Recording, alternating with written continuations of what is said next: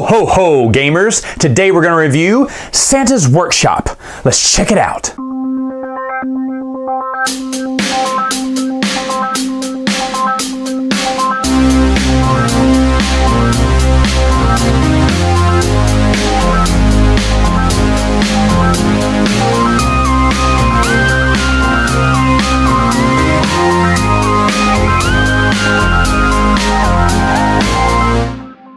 To set up the game, all you're going to do is give each person a player board.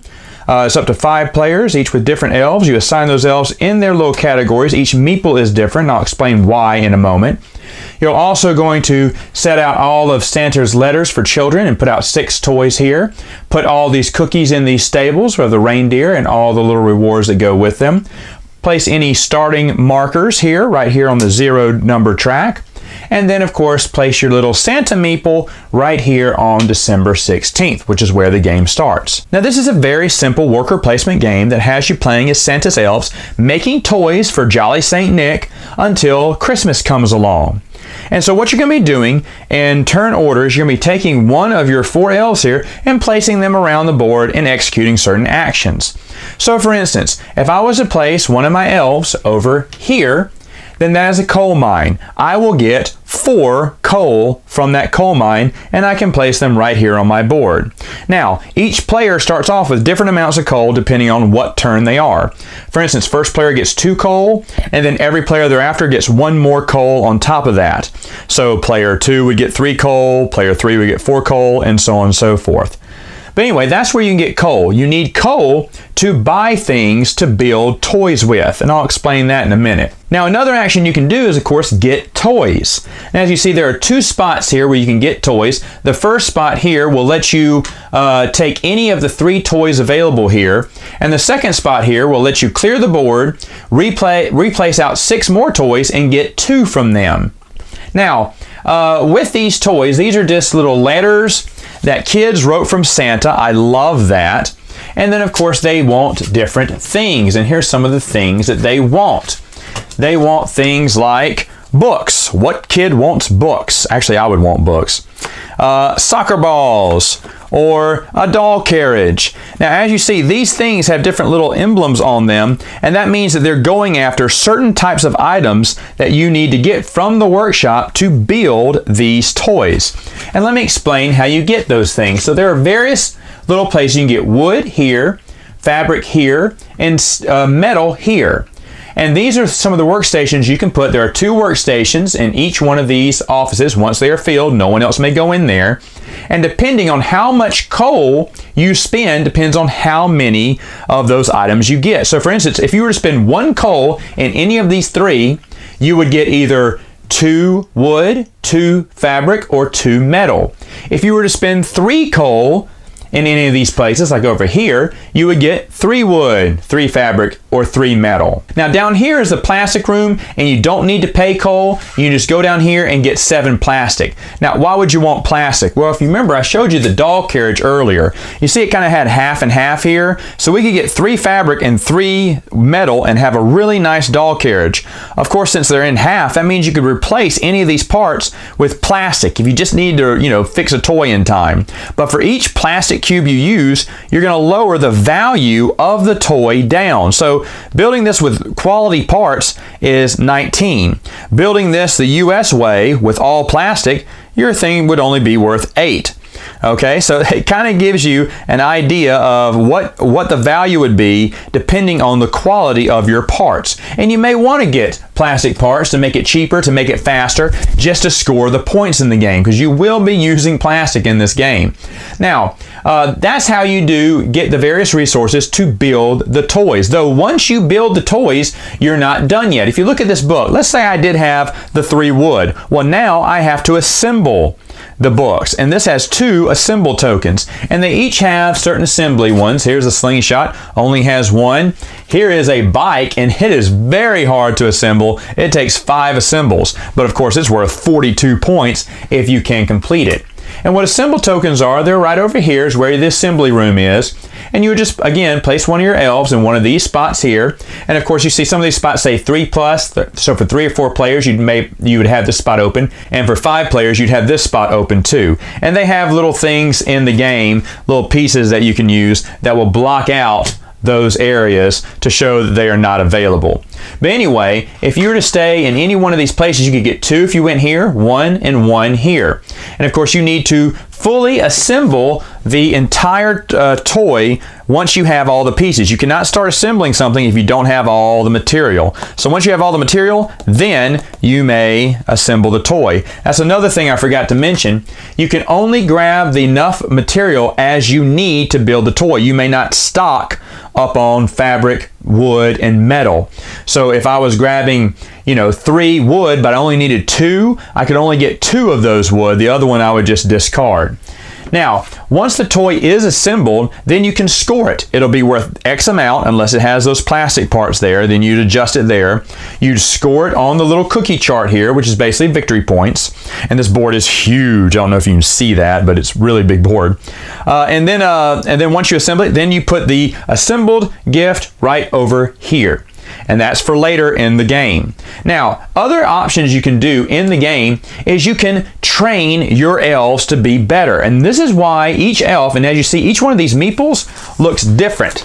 And that's for a reason. They are different elves. And by the way, even the player boards have different names for all the elves. So for instance, I have Bubbles, Ginger, Lolly, and Sprinkles, and they're all kind of goofy like that. So you have to know which one you're going to send if you're sending to school, because this is very important. Let's say I was to send Lolly to school. And there's 4 areas open in a 5-player game, 3 open for a 4 to 3-player game, and only 2 open for a 2-player game here. But I'd put one of them at these desks, and I could take any one of these bonus things to make them better at something. So if I want them to grab extra fabric, wood, or metal, I could give them one of these tokens, or if I just wanted them to grab an extra assemble token, I could do that here. I'd get one and I'd play it on their player board. And you have to do it to the one that got the schooling.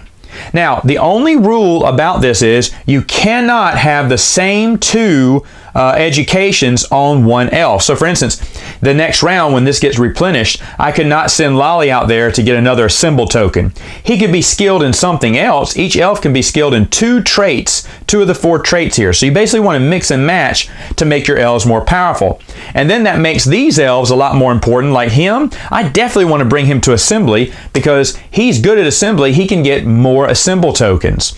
And then of course, same thing with the other ones. If let's say Ginger was good at metal, then I definitely want to put her to work in the metal shop. And that's kind of how it goes with the schooling. Now over here, we have the Reindeer Stalls here. And of course, there are 4 spots open depending on the number of players.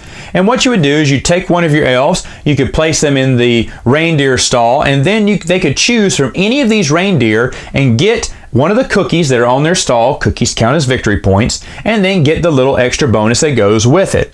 So for instance, if I was to get Comet, I would get the Christmas tree. The Christmas tree makes me first player, and I will be first player until someone else claims the Christmas tree in a later round. If I got Cubit, then I would be able to grab a letter from one of the children from Santa to make a gift. If I got Donner, I would get someone called Zelf the Elf. And Zelf goes right here on your player board, and he is a +1 for any of the main 3 resources that you send him to. So if you want to get a +1 in a resource, send old Zelf out there, and maybe he can help you out. He doesn't give you a +1 in plastics or assembly or cards, or he doesn't give you any. You can't train Zelf, but he's good for the little workshop areas. If you need just 1+ more, you can get him.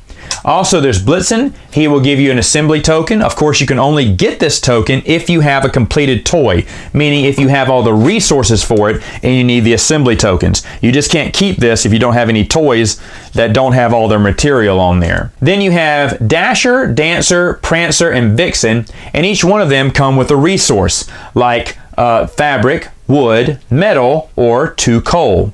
And so, of course, when you grab those, you would also grab the cookie from there, and that would give you an extra point. Now, for every round, you're going to replenish this, and whichever ones were picked, you're going to replace them with a cookie, and all the ones that weren't picked, you're going to replace them with cookies. So for this instance, if Vixen was the only one who'd been chosen, I put one on him, I'd put a second one on all of these, and it would entice other people in further rounds to maybe get one of these if they have more cookies on them, because that would mean more bonus points. They even give you a 3 cookie trait token, so if it gets really high, like, you know, Prancer could have 5 on him. So after a while you may say, well, you know what, I really don't need 1 metal coin. I mean, I kind of do, and I could go here and get a lot of metal, but I could go here and get 5 bonus points plus a metal piece for my, you know, whatever I was building there.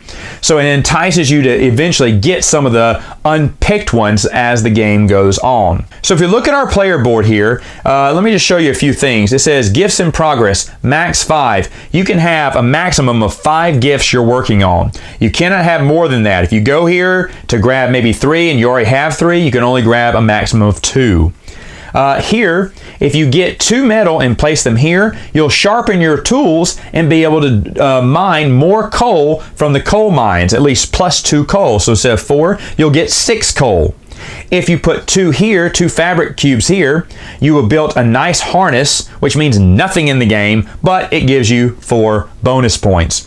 And then if you build 2 carts here, 2 pieces of wood, for each wood you put here, you get another cart where you can fill it up with more coal. So if I put a wood token right here, I could have 3 more spots open for more coal. And then the same would be said for if I put another wood token there. So all the players will be doing this until they're all out of elves. Then they'll take them back up from all their various spots, restock cookies here, restock toys here, put any extra learning tokens that, you know, had already been used, and put those back on the board through the supply here. And they're going to move Santa 1 day down the calendar track. Now, you're going to go through this for every 3 rounds. After that 3rd round, Santa's going to come and do an inspection, and he's going to see who completed the most toys. And so let's say I completed 3 toys and someone else completed 2. Well, since I completed the most toys that round, I will get 2 points per completed toys. That would be 6 points. Second place, they got completed 2 toys, they would get 1 point for each toy. And then the other players, all the other players would then dump all their little toys that they have completed into Santa's sleigh, because he's going to take those off on Christmas Eve. And then the round would begin again. Now this is going to go on for 2 more rounds as he makes his inspection until it gets to December 24th, when he's finally ready to say, okay, elves, load up all the rest of the toys. Any completed toys will be scored the same way as the last 2 rounds, except in this round, any uncompleted toys will also get points. Meaning if you have some items on toys that were uncompleted, Santa's going to give you 1 cookie for each item, for each wood, fabric, or metal item that you have on uncompleted toys. He also needs coal for bad kids, so for every 2 coal you have left in your cart, that will count for an extra cookie. And any plastic you have, well, it's junk. Santa doesn't like it, so you get nothing for plastic. Now, the game does come with a little point tracker, so if you pass the 100 point mark, you get that. If you unbelievably pass it again, you can get up to 200 marks, even though I don't know how you can do that. I'm sure there's a way. But anyway, that's how the game is played, and the person with the most points wins. Now, they have a little advanced version of the game. If you see here, we have these little question mark cards you can put off to the side of the game, and what you'll do every round is you'll draw one of these and see if there's anything bad. If there's nothing bad, it'll say, oh, just another normal day, nothing really bad. Or maybe the next day, brr, it's cold in the classroom. So if you assign an elf to a classroom, it cost a coal today. So it basically just puts some bad things could happen in Santa's workshop that day, which could cost you stuff or limit your ability to do things in the game. And that's for an advanced version of the game if you want it to be a little harder. The game's kind of hard and competitive as it is, but that is how things go in Santa's workshop. Final thoughts, what do I think about the game? Well, you know what? I know as of this video, we are past Christmas, and I'm so sorry I did not get to review this earlier in the season. I didn't get this game until a week ago, and when it came in, I knew it was something I was going to love. I put it in front of my gaming group, and it was a big hit. Folks, I really love this game. Now, again, I've only played it a couple of times, but I can tell you there's tons of option in the game, how you build your toys, which toys you pick, which strategy you do. I don't even know if I've gotten to all the strategies that there are in this game. The way you develop your elves make a big deal. It's like, man, should I send, you start calling them by name. Should I send Sprinkles? Or should I send Lolly? Oh no, Lolly's got this one. I need to save Lolly for this.